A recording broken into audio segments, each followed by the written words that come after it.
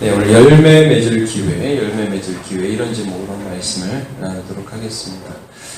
이제 우리가 누가복음에서 계속해서 하나님 나라에 대한 말씀들을 보고 있는데, 이제 하나님의 나라라는 것은 어떤 것이냐면 이제 우리인데, 하나님의 말씀이 심령이 떨어져서 그 말씀을 우리가 인내로서 결실하여 지키어서 하나님의 뜻들이 우리의 삶에 나타나면 이게 하나님의 나라지 않습니까? 그래서 예수님이 사역을 시작해서 어떤 말씀을 전파하냐면 회개하라, 천국이 임하였다 말씀을 해주고 계죠. 세례요한도 동일하게 회개하라 이 말씀을 하죠. 왜냐하면 여러분 이제 회개라는 게 어떤 것이냐 하면 주님이 이렇게 오셔서 천국의 능력으로 말씀을 오르게 예수님이 오셨는데, 내가 이 죄를 딱 그냥 그대로 가지고 나는 뭐 그분이 오셔도 뭐 상관없습니다 라고 나의 입장을 고수하면서 딱 거부하면 이게 회개하지 않는 것이고, 아이고 저는 죄인입니다, 저의 삶에 오셔서 저를 다스려 주옵소서, 이게 회개잖아요. 그래서 회개와 함께 예수 그리스도를 받아들이고 예수 그리스도의 능력이 나타나면 그게 하나님 나라입니다. 하나님 나라. 근데 이제 이 하나님 나라가 전파됨에 있어서 가장 문제가 되는 게 무엇이었냐? 이 바리새인으로 대표되는 당시 종교 지도자들의 외식이라는 것이었습니다. 여러분 오늘 우리가 13장을 읽었는데 11장에 어떤 부분이 나오냐면 바리새인의 집에서 예수님 식사하실 때 손 안 씻고 먹는 부분이 나와요. 근데 이제 손을 안 씻고 먹는 것 때문에 속으로 막 뭐라 그러니까 예수님이 신랄하게 비판하죠. 그 다음에 서기관들을 비판하시고 바리새인을 비판하시고 율법사를 비판하시는 그런 장면이 나오면서 12장 1절, 여러분 한 장만 앞으로 한번 12장 1절을 보시면 이렇게 시작을 해요. 같이 한번 1절 읽어보죠. 시작. 그동안에 우리 수만 명이 모여 서로 밟힐 만큼 되었더니 예수께서 먼저 제자들에게 말씀하여 이르시되 바리새인들의 누룩 곧 외식을 주의하라. 외식이라는 것이 이제 하나님 나라에서 굉장히 문제가 되는 것입니다. 왜냐하면 이거는 사람이 회개를 해야 되는데 겉으로 괜찮아 보이거든요. 이 사람이 겉으로 뭐 기도도 하는 것 같고 뭐 구제도 하는 것 같고 이러니까 자기들은 괜찮다고 생각을 하고 중심의 회개를 안 해요. 그러니까 이게 문제가 되는 거예요. 너네 정신 똑바로 차려. 이게 뭐 손을 씻었다, 뭐 거리에서 기도한다 이러니까 나는 괜찮다 이런 생각을 하고 있으면서 하나님 나라를 마음으로 받지 않는 것은 굉장히 큰 문제다 하면서 너네 이 시대가 어떤지 아냐? 주님이 이제 여기서 12장에서 계속해서 이제 물질에 대한 부분들을 물질도 일종의 외식이죠. 예, 뭐 내가 돈이 많이 있으면 괜찮다. 바리새인들 돈을 사랑하는 사람이라고 또 비유가 나오지 않습니까? 쭉 나와요. 그러면서 너희들 깨어있고 준비해라. 주님이 다시 오실 때를 준비해라. 쭉 말씀하셔서 어제 본문에 맨 끝절을 한번 보십시오. 12장 맨 끝에 예수님이 이런 비유를 하시면서 이 시대를 분별해야 될 것을 이런 비유로 마무리를 하신다. 58절 59절을 보면 내가 너를 고발하는 자와 함께 법관에 갈 때에 길에서 뭘 하기를 힘쓰라 라고 하시냐면 화해하기를 힘쓰라. 자, 지금 시대가 어떤 시대인지 너네 아니냐 이런 말씀이에요. 지금 너를 고발하는 자, 막 죄를 지었어요. 그 죄 지은 사람하고 법관으로 가는 중이다 지금이. 근데 너네가 두 가지 중에 하나를 선택해야 된다. 하나는 길을 가는 중에 너를 고소하는 자와 화해를 할 것이냐, 아니면 어떻게 되느냐. 뭐 난 괜찮겠지. 지금 이러면서 간단 말이에요. 근데 59절에 보죠.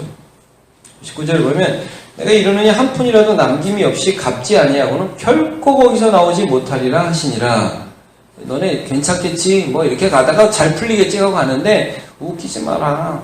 너 거기 법관에 가서 심판받으면 끝난다. 여러분 이거 다른 말은 무슨 말씀이냐면 그 조금 앞에만 보시면요. 어제 본문의 맨 첫 절이 뭐였냐면요. 49절에 내가 불을 땅에 던지러 왔노니 이렇게 나와요. 49절에 불을 땅에 던지러 왔노니. 불이 이미 붙었으면 내가 무엇을 원하리요? 이미 불이 붙었다는 거예요. 예수님이 오셨다는 건 이미 한편으로는 복음, 예수님을 받아들이면 복음과 영생과 하나님 나라가 있지만 그렇지 않은 자에게는 심판이 임할 것이라는 것을 말씀해주고 있는 거예요. 그런데 지금 이 심판, 불이 땅에 붙었어요. 근데 뭐 괜찮겠지 이러고 가면 너네 그런 식으로 화해하지 않으면 심판이 돼요. 화해. 다시 말하면 여기서 화해가 뭐겠습니까? 전체적인 이 복음서의 맥락으로 볼 때 회개랍니다. 회개. 나의 죄를 회개하고 하나님 앞에 나오는 이 중심에 하나님과의 만남이 없으면 너네가 못 나온다. 지금 너네가 이렇게 뭐 굉장히 편안하게 마음에 뭐 괜찮겠지. 뭐 예수님 말씀 듣고 뭐 대충 살면 되겠지. 중심을 변하지 않으면서, 중심을 회개하지 않으면서 이게 아니라는 거예요.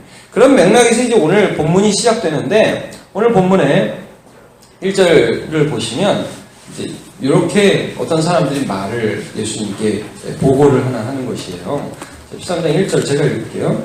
그때 마침 두어 사람이 와서 빌라도가 어떤 갈릴리 사람들의 피를 그들의 제물에 섞은 일로 예수께 아뢰니, 이게 무슨 말이냐면, 어떤 갈릴리라는 건 북쪽 지방이거든요. 이스라엘에게서는.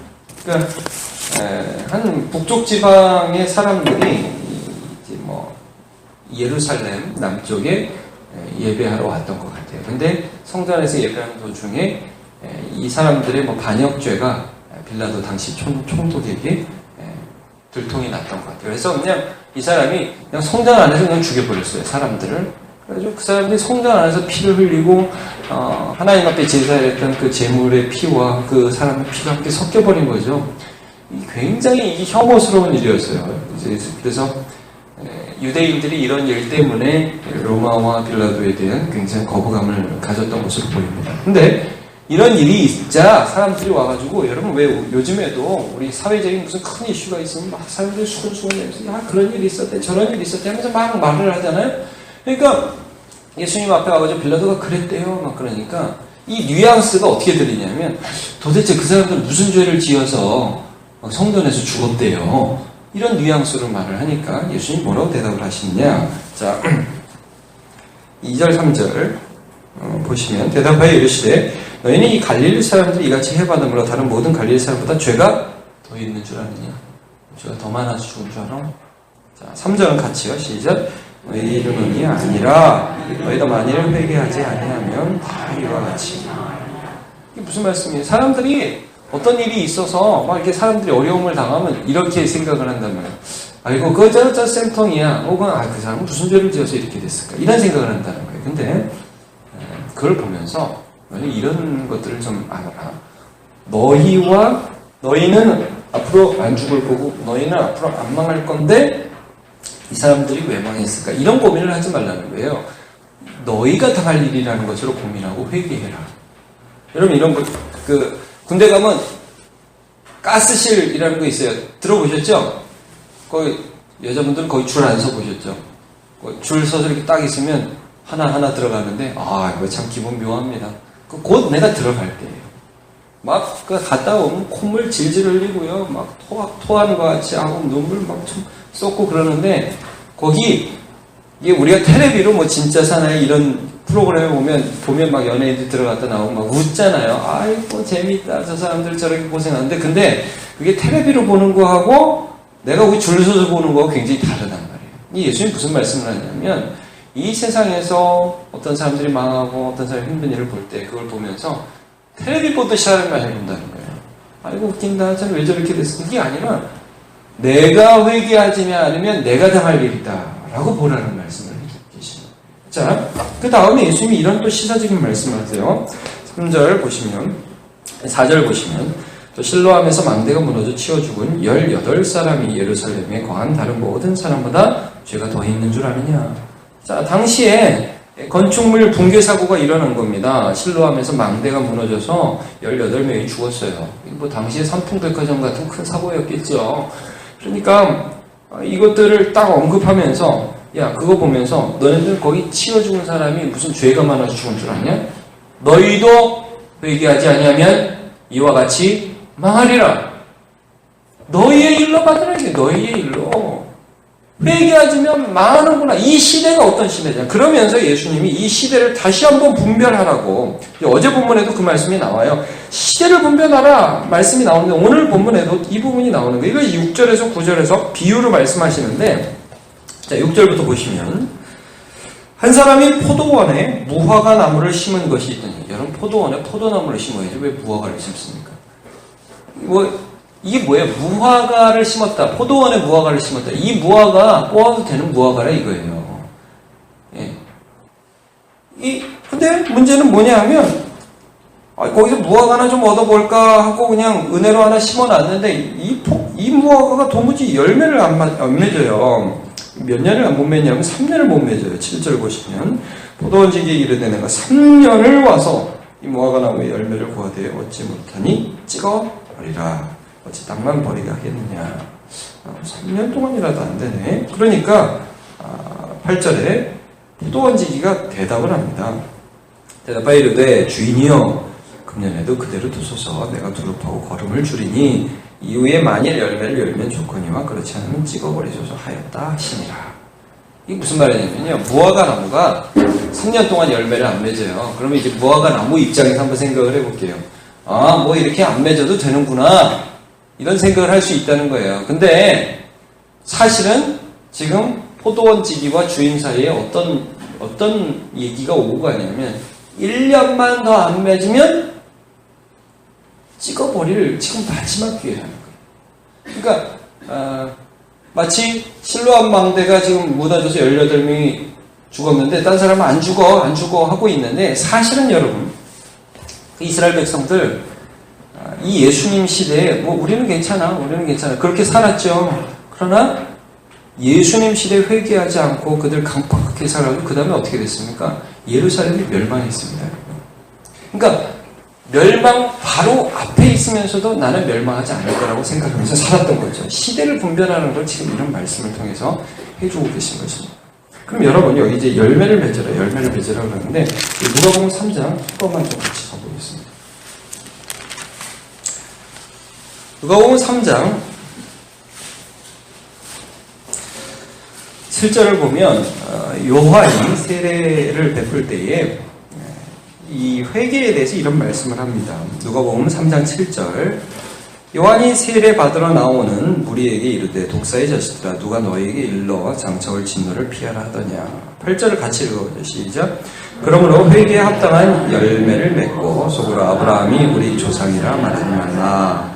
내가 너에게 이르노니 하나님이 능히 이 돌들로도 아브라함의 자손이 되게 하시리라. 예. 여기 보면 회개에 뭘 맺으라고 그러냐면 회개에 합당한 열매라고 합니다. 열매. 오늘 본문에도 뭐라고 그래요? 무화과 나무를 심고 그 무화과 나무가 열매를 맺어야 되는 거죠. 이게 전체적으로 무엇을 다 말씀하냐면 회개를 말씀하는 거예요. 그러면 회개 열매가 무엇이냐고 그 다음 절을 볼게요. 사람들이 그럼 뭘 해야 됩니까? 뭐가 회개 열매입니까? 내가 죄인입니다 라고 고백하는 것이 어떻게 드러나야 합니까? 라는 질문이죠. 그때 세례요한이 이런 대답을 합니다. 11절을 보면 대답하여 이르되 옷 두 벌 있는 자는 옷 없는 자에게 나눠줄 것이요 먹을 것이 있는 자도 그렇게 할 것이다. 나눠주는 게 열매라는 거예요. 나눠주는 게. 자, 그 다음에 12절 세리들이 왔어요. 선생님 우리는 뭘 해야 될까요? 뭐가 우리에게 회개의 열매입니까? 그러니까 13절에 이르되 부과된 것 외에는 거두지 말라. 정직하게 사는 것, 그게 회개의 열매다. 14절 군인들도 이르되 우리는 무엇을 하리이까? 그러니까 강탈하지 말며 거짓으로 고발하지 말고 받는 급료를 족한 줄로 알아라. 여러분 우리에게 이제 회개의 열매, 예수 믿어서 이 땅 가운데 회개의 열매는 당연히 우리의 죄를 슬퍼하는 거예요. 여러분 이 사람들이 다 죄를 슬퍼하면서 오잖아요. 내가 이런 죄를 지었습니다. 주님. 근데 그 죄를 슬퍼한다는 게 이 바리새인들한테는 그냥 척하는 거예요. 척하는 외식. 나는 죄를 슬퍼합니다. 그러면서 다 남의 일이라고 생각해요.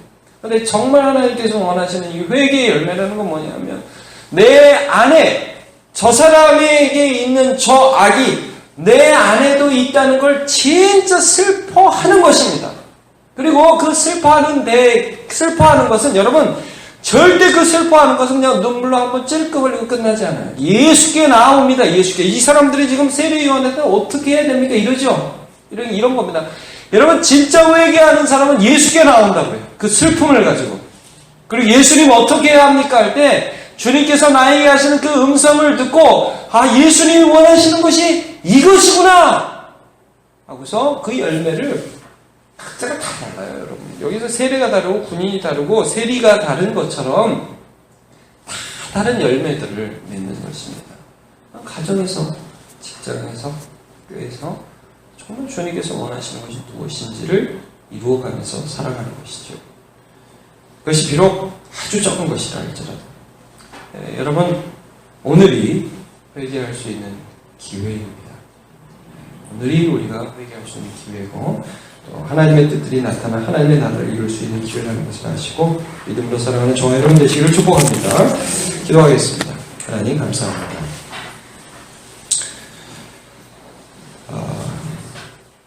하나님 나라의 대적은 외식이고 하나님 나라의 대적은 나는 괜찮다라는 헛된 자만감입니다. 하나님의 말씀 앞에 서서 나의 죄를 슬퍼하며 주 예수 그리스도께 나오게 하여 주옵소서.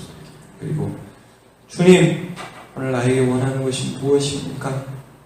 주님이 없으면 나는 죄만 지으면서 살아갈 자이고 가스실 앞에 서 있는 사람처럼 절벽 앞에 떨어져 죽기에 바로 일보 직전이면서도 그 앞을 보지 못하고 희희낙낙하는 사람처럼 살아갈 뻔했는데 우리에게 회개할 기회를 주시고 죄를 아파하며 열매 맺는 삶으로 초청해 주시니 감사합니다. 하나님, 다른 사람에게 보이기 위해서가 아니라 살아계신 우리 하나님 앞에서 진실하게 반응하며 내 안에서 주님 열매 맺어 주시옵소서. 오늘도 그렇게 인도하실 주님을 기대하며 예수님의 이름으로 기도합니다. 아멘.